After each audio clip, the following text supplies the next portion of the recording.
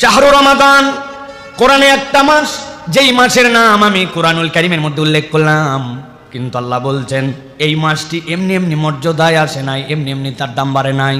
এই মাসের নাম এমনি এমনি আমি উল্লেখ করি নাই। আল্লাহ বলছেন আল্লাযী উনজিলা ফিল কুরআন, এই মাসের মর্যাদা বৃদ্ধি পেয়েছে। এই মাস আর 11টি মাস থেকে আলাদা হয়েছে। আল্লাহর কাছে এই মাসটি মর্যাদাশীল এবং আল্লাহর কাছে দামি হয়েছে। আল্লাহ বলছেন এর একমাত্র কারণ রব্বুল আলামিন এই মাসের মধ্যে তোমাদের জন্য কোরআন অবতীর্ণ করেছেন।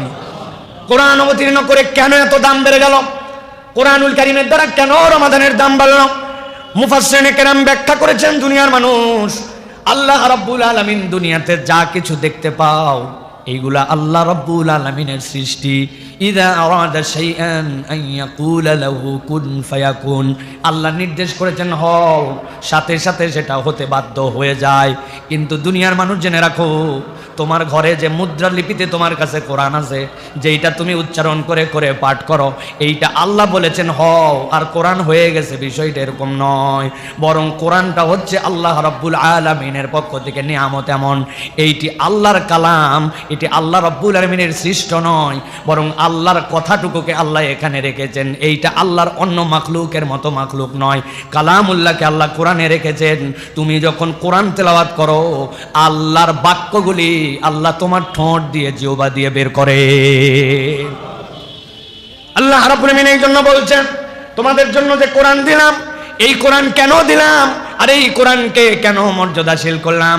আল্লাহ বলছেন ওয়া বাইয়িনাতিম মিনাল হুদা ওয়াল ফুরকান, কোরআন তোমাকে কেবলমাত্র তেলাওয়াতের জন্য দেওয়া হয় নাই, কেবলমাত্র বুকে জড়ায় ধরে চুমু খাবে এই জন্য দেওয়া হয় নাই।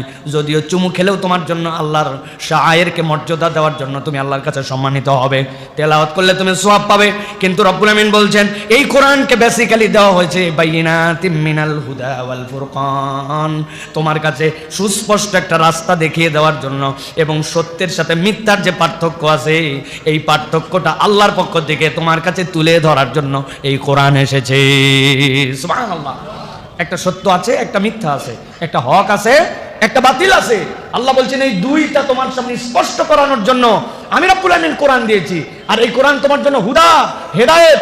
এই কোরআন এসেছে রমাদানে, এই হেদায়েত নিয়ে আসছে বলে, সত্য মিথ্যার পার্থক্যকারী নিয়ে আসছে বলে আমি রব্বুল আলামিন তোমাকে এই কোরআন দ্বারা সম্মানিত করেছি। সুবহানাল্লাহ।